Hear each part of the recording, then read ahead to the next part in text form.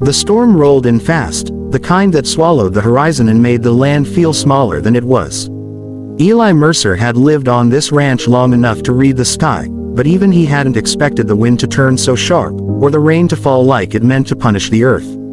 He was locking up the tool shed, fingers numb, when a voice slipped through the howl of the storm. "I have nowhere to go," it said. "Let me stay in your barn." Eli straightened slowly. The gate creaked as he turned, boots sinking into mud. Beyond the fence line stood a woman, barely visible through the curtain of rain. Lightning flashed, and for a split second she was carved out in stark white, thin shoulders hunched against the cold, hair clinging to her face, a dress that looked like it had traveled too far and survived too little. His first instinct was suspicion. Drifters passed through now and then, especially when weather turned ugly. But something about the way she stood still, refusing to step closer without permission, tightened his chest.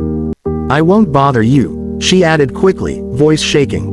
"Just the barn, please." Another flash of lightning cut across the sky, closer this time. When the thunder followed, Eli felt it in his bones. The light lingered just long enough for him to see her face clearly, and the world seemed to tilt.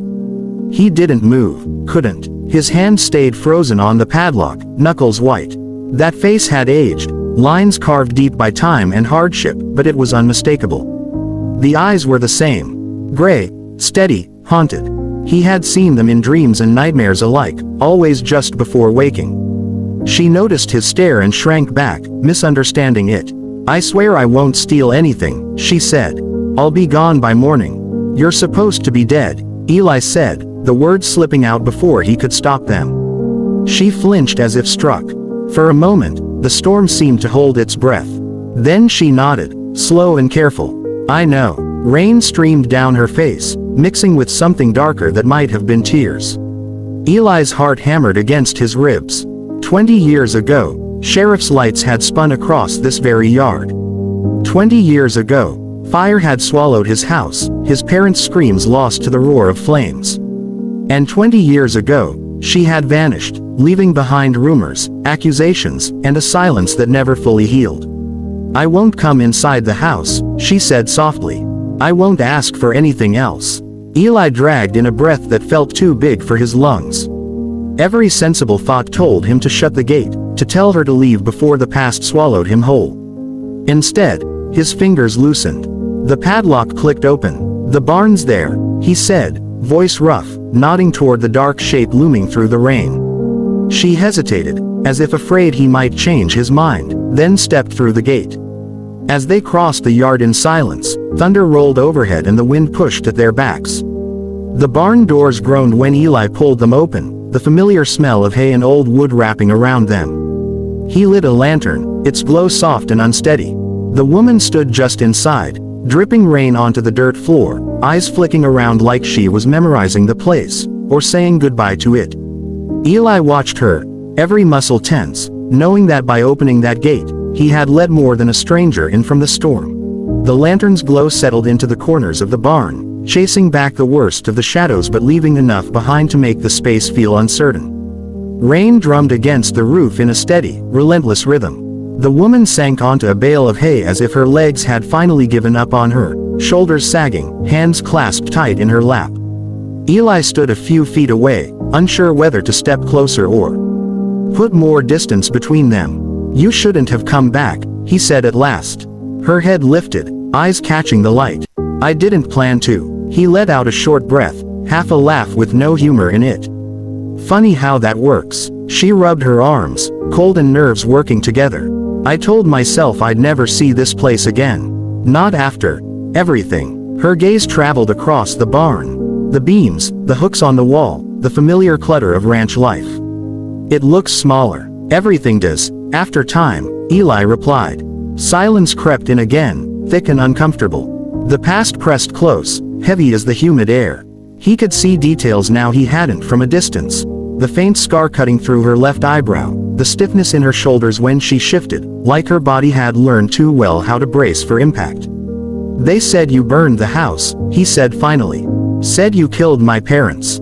Her eyes closed, not in anger, not in defiance, just tired. "I know what they said. And you ran," he continued, voice tightening.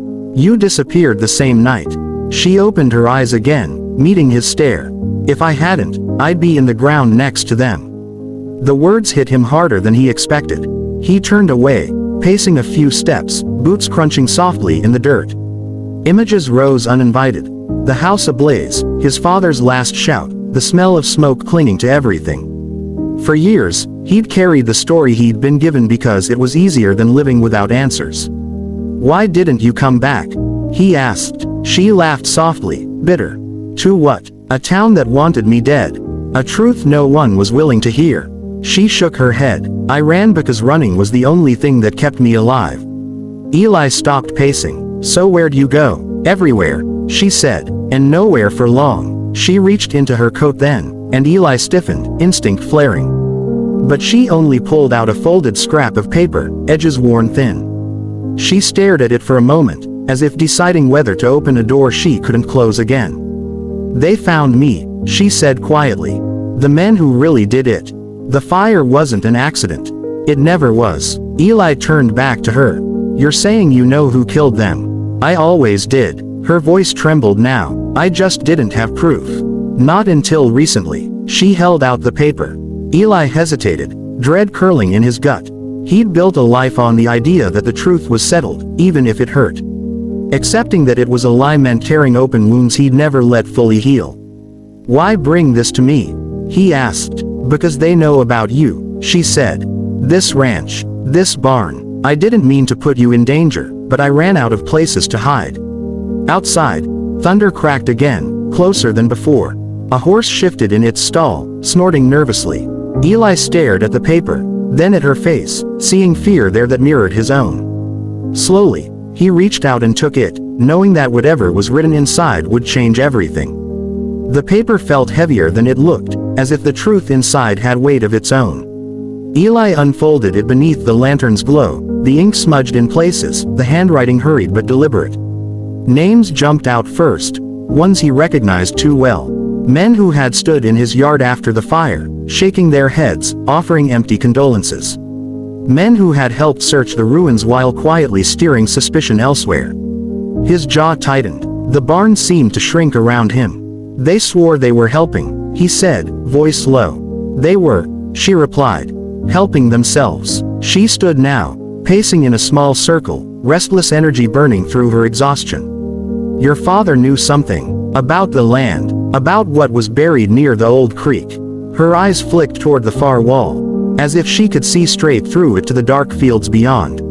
He confronted them. The fire was their answer.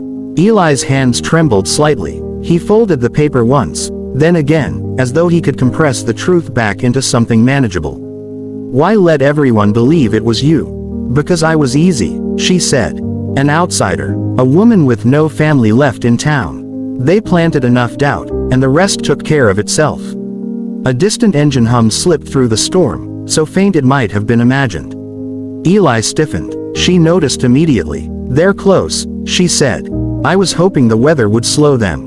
The barn door creaked softly, nudged by a gust of wind, or something heavier. Eli stepped toward it, peering through the narrow gap.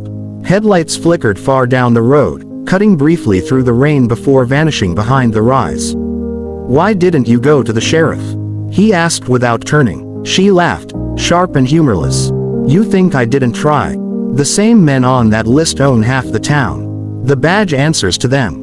Eli exhaled slowly. For years he'd prided himself on staying out of trouble, keeping his head down, working the land. Now trouble had come looking for him, wearing the face of someone he once loved. "You should have stayed dead," he muttered.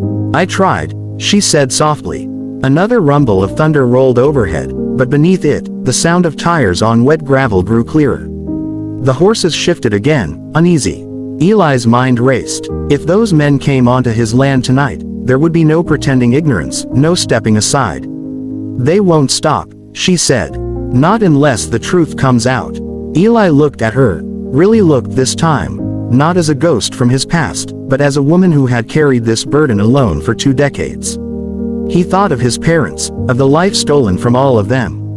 Anger rose, hot and sharp, cutting through his fear. "There's an old storm cellar behind the barn," he said suddenly.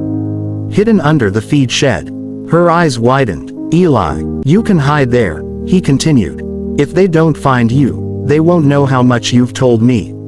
And you? She asked. He folded the paper and slipped it into his jacket. I'm done running from this. The headlights flared again, closer now, spilling pale light across the edges of the field. Eli moved to the barn door, squaring his shoulders. Behind him, the woman hesitated, then nodded once, understanding passing between them without words. As the sound of engines grew louder, Eli lifted the lantern higher, illuminating the barn like a signal. Whatever was coming through that storm, he would meet it standing on his own land, with the truth finally in his hands.